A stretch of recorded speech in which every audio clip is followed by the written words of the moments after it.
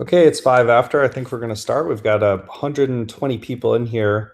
I do notice that the video stage has a limit of 150 people, so I'll just keep watching that, but hopefully we shouldn't hit the max. Welcome, everybody. Welcome. This is the final monthly pulse before the mainnet launch. The whole team is extremely excited. We are working diligently. The team is doing a variety of tasks here to kind of finish up the process and get ready for mainnet. And I think everyone in the team is really excited. Obviously, we have kind of like a lot in store next week for our mainnet launch. On top of that, I say this every monthly pulse, but mainnet launch is not the end of the project. It's only the beginning. We've kind of constantly pushed the team to kind of get a really, really stable product and kind of work on improvements. Some of you in the chat, I recognize your names, have been around for 2 years now. I think a lot of you probably only just discovered us in our phase 3 testing, but a significant amount of people in this chat channel are essentially people who have been around for the past 2 years. They've helped out for quite a long time. They were here during extreme technical issues 2 years ago, and they've helped us significantly along the way. So I think, as always, in general, I want to kind of thank the community for participating for so long, reporting bugs, things like that. Everyone has been incredibly valuable. Especially, we have like tons of valuable people here. Just call it WDO21. Obviously, he's been at the project for a long time. So just wanted to kind of start with that. Like, the project is the community, and the community should take over, obviously, after mainnet launches just as much as the team is. Obviously, Fish Guy as well, putting up a lot of PRs. That's incredible. We'd love to see that. So I want to start this monthly pulse by talking about KYC, which is kind of like an interesting topic. It's been obviously an immense amount of work, and just to kind of give you an idea, we have about 80K eligible accounts. And if you look at the team here, right, there's probably maybe 4 or 5 people that can provide support for these 80K accounts. It's been a significant amount of work, but one thing we've done is listen to the community, and the community has asked for kind of aggressive filtering of Sybil attack accounts. And I think through our filtering, we kind of made a post earlier that a significant amount of like the accounts were kind of filtered down, and the 80K is the eligible number that we ended up with. But we've been doing the KYC for about, nearly a month now. And I think one concern that people have is like, is KYC working? So I've compiled some statistics, and I would say yes, KYC is working extremely well. So we actually have a 94% success rate with all of our users. And by the way, when I say the success rate, I understand that some people are having issues, and this number actually includes people who are permanently banned through Sybil account filtering. So our success rate would be higher, but we still want to count filtered Sybil attackers actually in that number. So it's reducing our success rate. In general, there's some concern that we actually don't work for people in India and Bangalore and Bangladesh. And actually, our success rate for people in these Indian countries is even higher at 98%. So the concern that actually we don't work with Indian IDs is actually somewhat unfounded, because they have an extremely higher success rate than even the global participant outside of these Indian countries. So overall, our KYC is working pretty well for these countries, especially when people follow our instructions we've posted. They seem to use the AADHAR card. Works just fine. So I did want to start by kind of like addressing that. However, if you are in the 6%, I want to address you now as well. So you might be having kind of like a variety of issues right now. One of them is login issues, which we have addressed. So we have a login partner, Magic Link, which is deprecating their login product, and it's become somewhat unstable. So we have a new login solution. It's important that you open a ticket so we can give you access to our new login system if you're having issues logging in. We have a solution for you, but you just need to open a ticket in Zendesk. 2, like I mentioned before, AADHAR cards were also an issue. So there is no evidence that if someone uploads a screenshot of the PDF, that will not be accepted. nearly all users that I've looked at who have uploaded a screenshot have been accepted with an AADHAR card. And like I said, we have 98% success rate in these kind of Indian countries. So if you have login issues and you have an AADHAR card, please follow the instructions and open a ticket. We can view your KYC and provide support. If you have login issues, again, we'll give you access to the new login system. On top of that, I just want to address how we're providing support. It's important that you open a Zendesk ticket by navigating to our KYC announcement channel and clicking on the link to open a ticket. The tickets channel is not for KYC. We want to have a line of communication that's open for people to ask about issues that are not KYC related, which is why we've been aggressive in saying if you open a ticket in tickets channel related to KYC, we're going to instantly close it without a response. It clearly says that in the description. So please keep that line of communication open. Be kind to your fellow iron fishers who need support as well for non-KYC issues. So I think that's all that I'm going to say about KYC. And just as obviously a reminder, our KYC deadline will be Friday at midnight UTC time. So that's 23:59 UTC on April 14th. That's in 2 to 3 days. So you still have 2 to 3 days to pass KYC.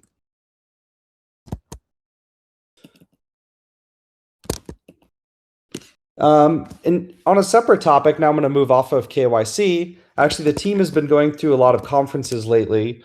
We had 2 Ironfish engineers just attend a ZK summit in Lisbon, Portugal. That was an extremely interesting experience. Attended a lot of zero knowledge proof kind of talks, workshops, and conferences.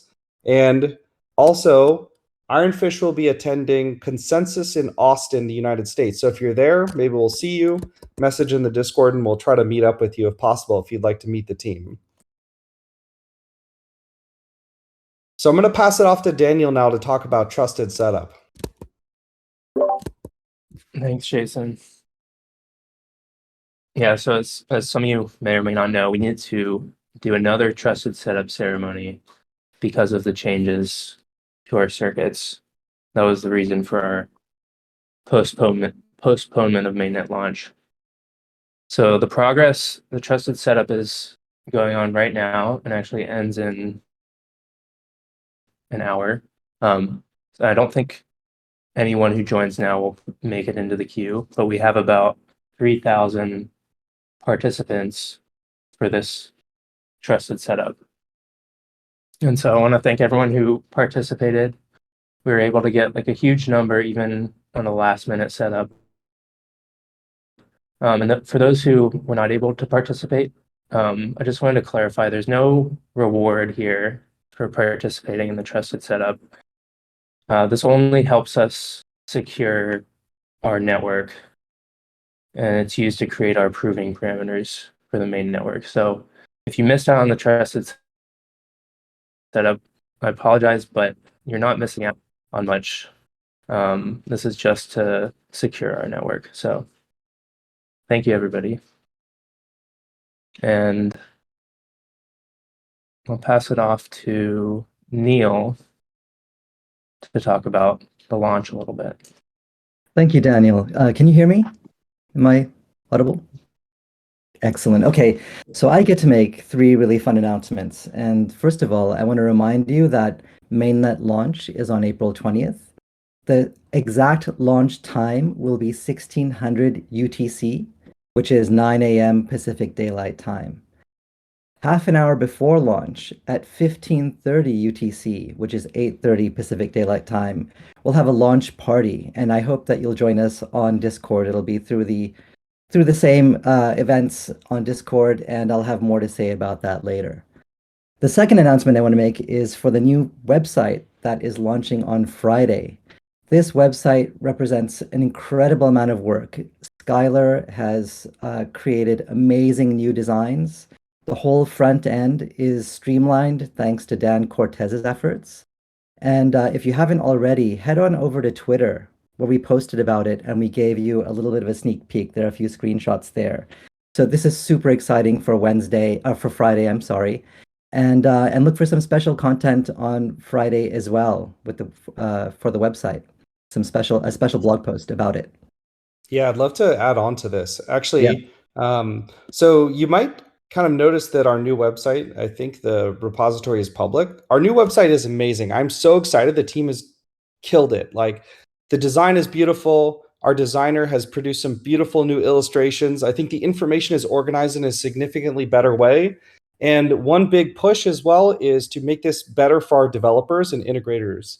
So we now have like a separate, in our old website, all of our tutorials and documentation basically was mixed into our developer documentation. So it's very hard if you are not a developer to understand how to use Ironfish. With our new website, it's clearly separated. We have an easy new user flow, and then we have a great new developer documentation. Both will be separate, and the flow will be extremely cleaned up.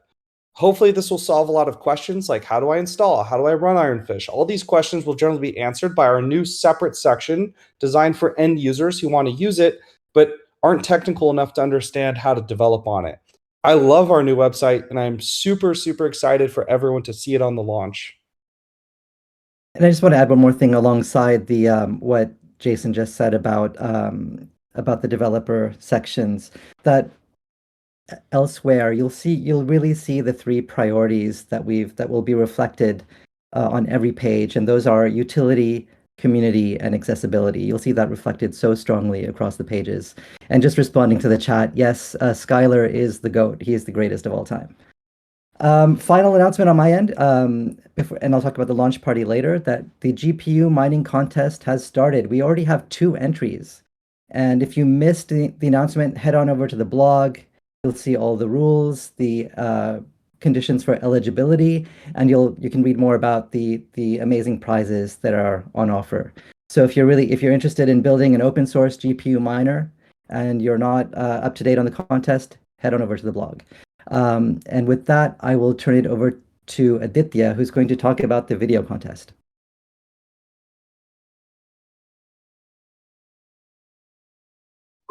Hi, everyone. First off, thank you so much for your incredible submissions for the video contest. We've had these incredible walkthrough videos in multiple languages where people have explained the process to set up Ironfish, and how to mine, how to set up a node, how to update, and multiple such tasks in their own native languages, which has really helped their communities get set up and participate on the network, and prep themselves for the mainnet. So we, on base of user input from people who've recently joined in, we've decided to extend the deadline to make your submissions for the video contest until this Sunday. So if you've not submitted, we would highly encourage and recommend that you do so, because it's a really fun thing to do. Your walkthrough videos help other people get on board the network and participate. So you can also check out the submissions or examples that we made a recent announcement about it. I'll share it once again in the general channel, and you can use it as an example along with an announcement that we've made detailing the steps, and make your submission and fill the form. And the winner will get an NFT. So I look forward to your submissions, and so does everyone else in the community. Thank you.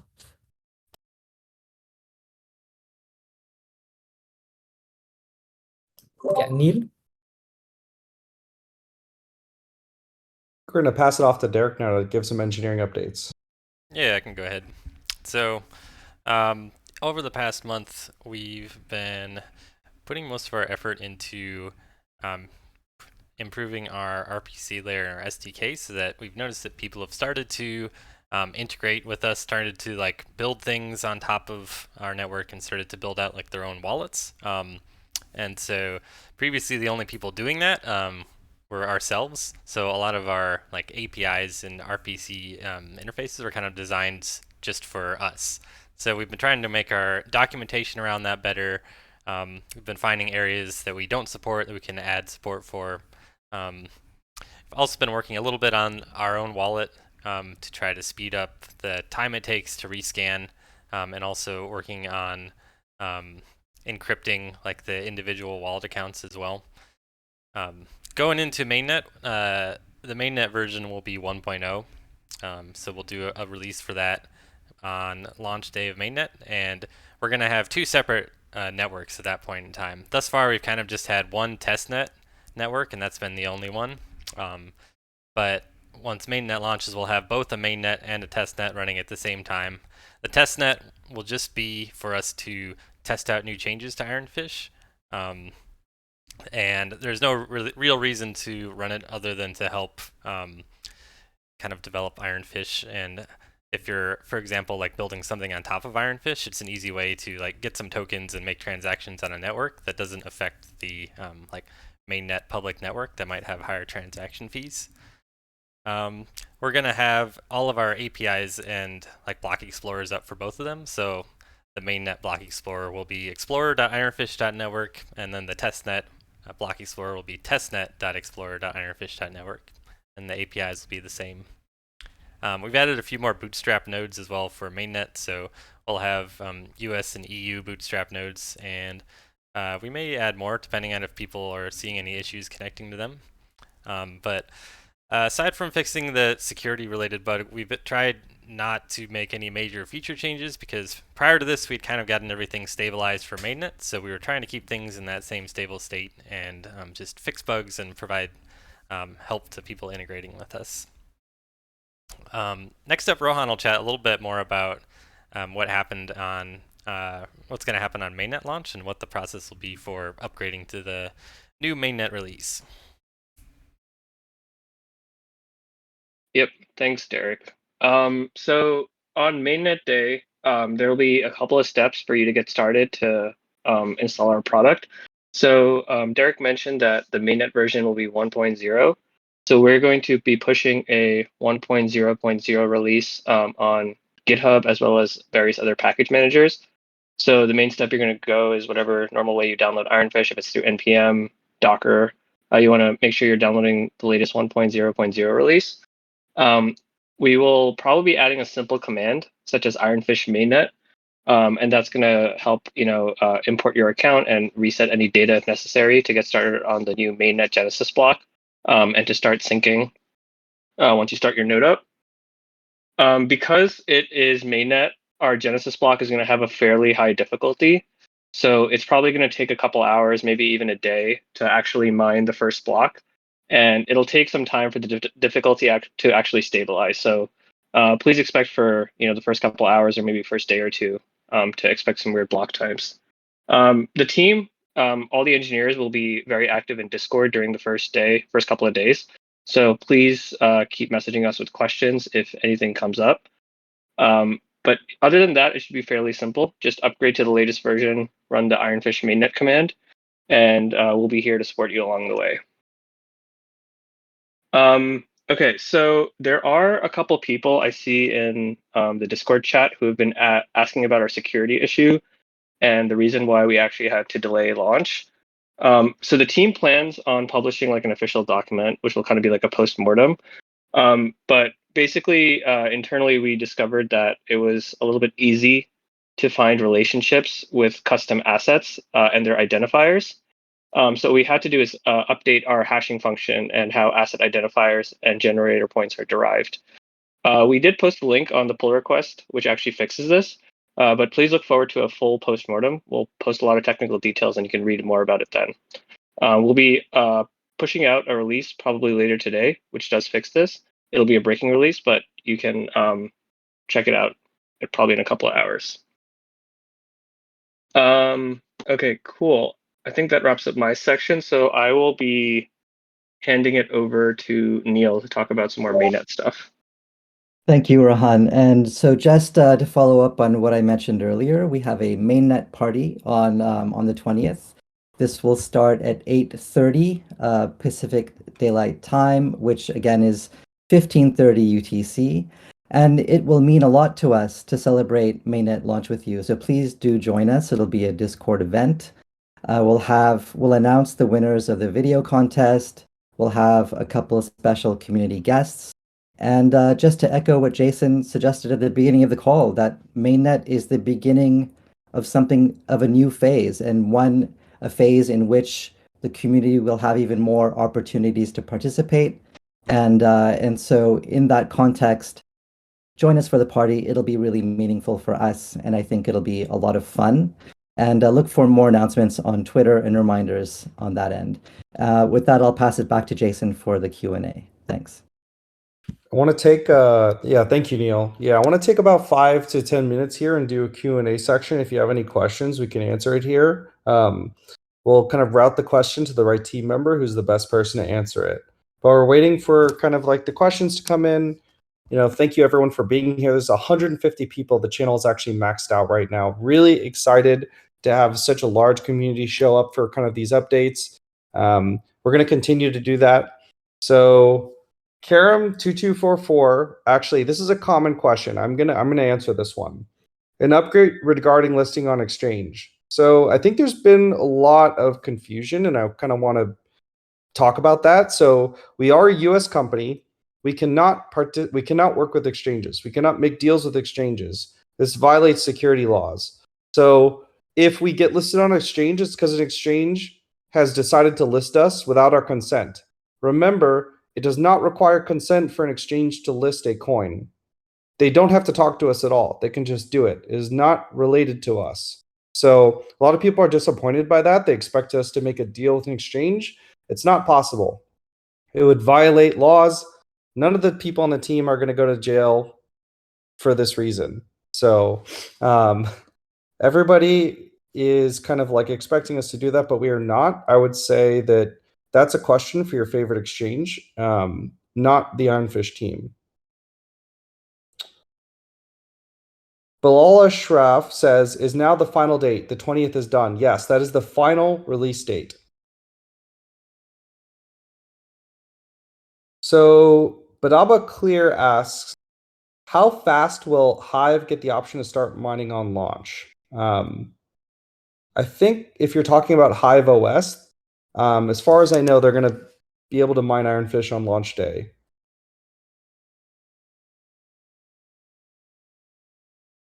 Yep, it looks like it's supported now.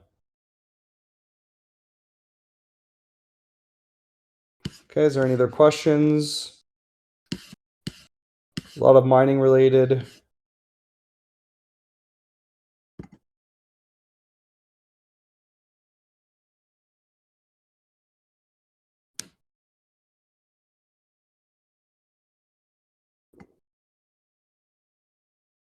Okay, actually, is Skylar in here to answer this question? Maybe Derek, do you want to talk about the GUI? So Karim2244 is asking about the GUI wallet. Do you want to respond to this one?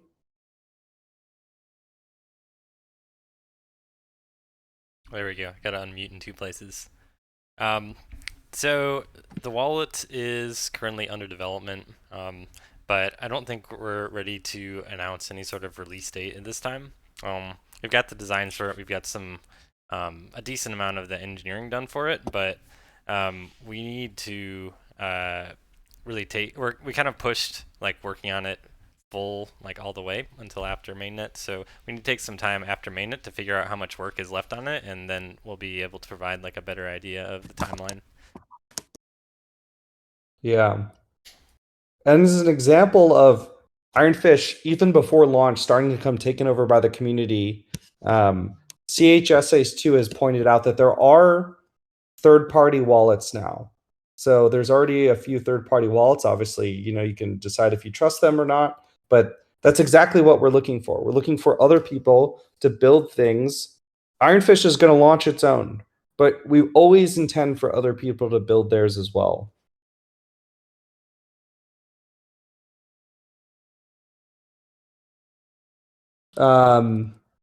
Rohan, this is a question for you, but Pika asks, is there no plan to transfer the main network?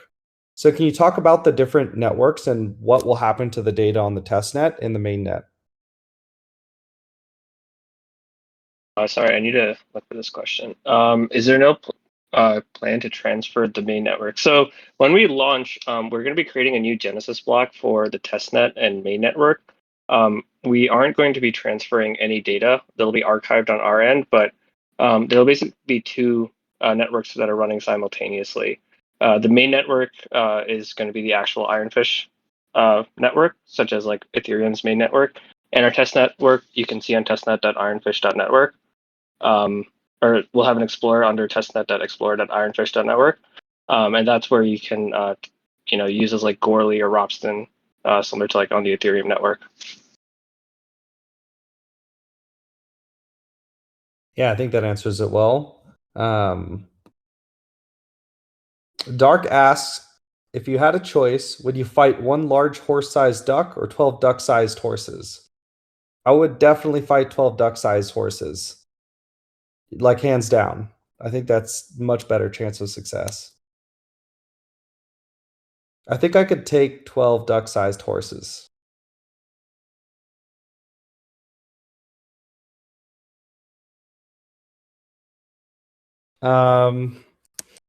Okay, I think that's it. Unless there's any other questions, it's 11 o'clock Pacific time. Actually, I do want to address one more question here from Keppel. This is like a common one. There are potentially a lot of users who have asked about loss of their mail. And this is kind of like a tough question because let's talk about KYC again. Let's go back to KYC. There were 80,000 accounts that were eligible to KYC, right? There are 3 or 4 people doing verification. When someone loses their email, it's incredibly hard to verify that they're the owner of the email. It takes an incredible amount of time on the team. I've done this before. It's taken me an entire day of research. If you provide your private keys, we have to download old chains, we have to import, we have to rescan and verify that you own that account. In some cases, users are trying to recover accounts that did not even gain points in phase 1 and 2. So in phase 4, it's not technically verifiable as easily. We're also trying to do mainnet launch. There are hundreds and hundreds of these types of requests. On top of that, scammers have been trying to hijack other people's accounts. I see hundreds of these requests every day. Hey, give me access to this graffiti. It's mine. I promise that I'm telling you the truth. I promise. And like, well, the trick is there's no way to us to guarantee that you're telling the truth. And because there's no definitive way to verify it, does not take less than 1 day per account. Unfortunately, it means that we cannot help these users in a reasonable time frame. We have put in a lot of effort to help people as much as possible, but unfortunately, this is where we have to draw the line. Like, we're extremely sorry that you lost your account, but it's not reasonable for us to basically solve all of these requests, and it's really, really unfortunate.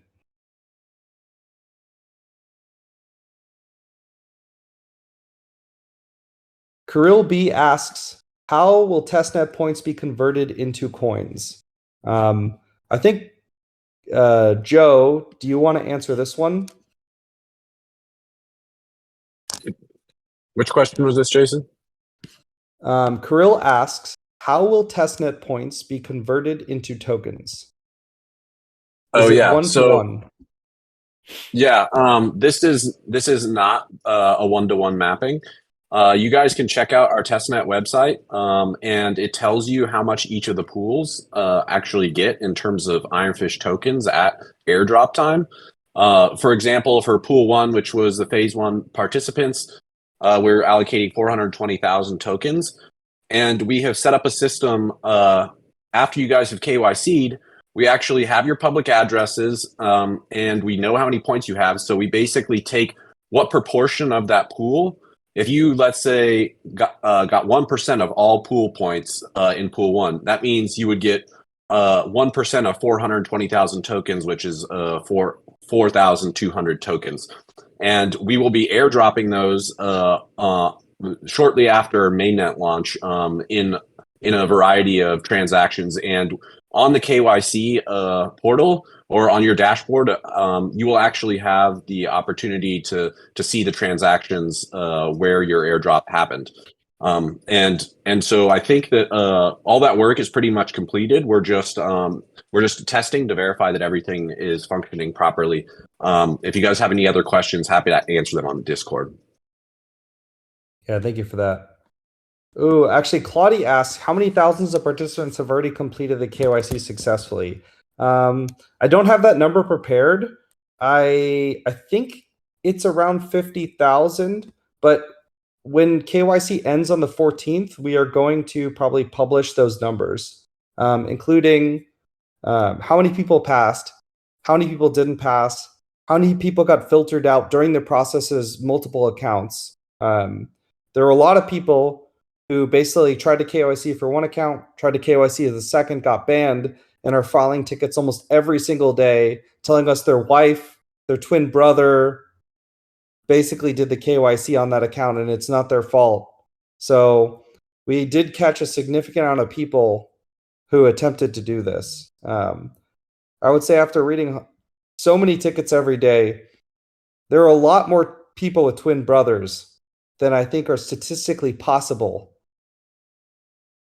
Yeah, I actually had done a bunch of these support requests as well, and I very carefully reviewed all of them. Out of like all of these requests, there was only one actually where there was truly a twin brother that was trying to KYC and he got filtered out. So the rest were spam. We've been dealing with an insane amount of spam tickets, but we're doing our best to sort of make the process seamless for the real users.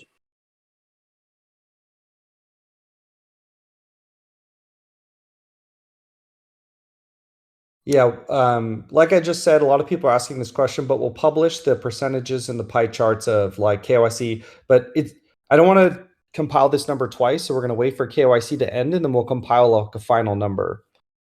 We're also going to be doing a wave of bans after KYC ends, partially because a lot of people foolishly use the same computer to log into hundreds of accounts potentially.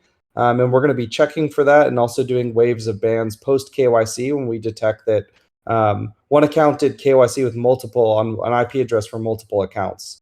On top of that, we have some other kind of Sybil filtering we're going to do post KYC.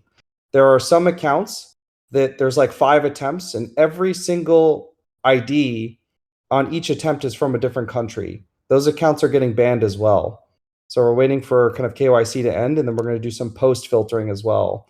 So you should be pretty scared right now if you did professional KYC and had a different person in multiple countries try to perform KYC for you.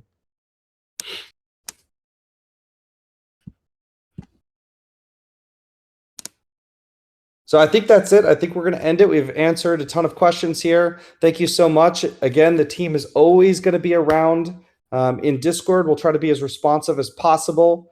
I hope you have a great week.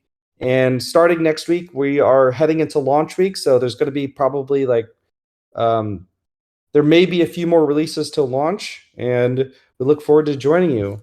I hope you have a great rest of your day.